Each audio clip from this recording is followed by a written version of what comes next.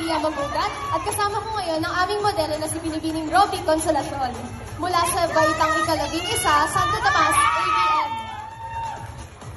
Para sa aming kasuotan, kami ay kumuha ng inspirasyon sa katutubong kasuotan ng mga igorot.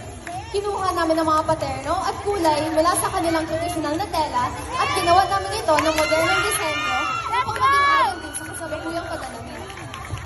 Ang pananamit sa loob ay isang self-patterned na corset. Ito ay itinahi na mayroong lining sa loob at ginawa mula sa dyaryo. Makikita naman natin na gumamit kami ng isang masining na pamamaraan na paghabi o hand-weaving ng mga plastic straw para sa kanyang bolero. Gusto namin ipakita ng kahit modernong estilo at eco-friendly ang mga materyales. Dala pa rin ito ng yaman at ganda ng ating mga tradisyon.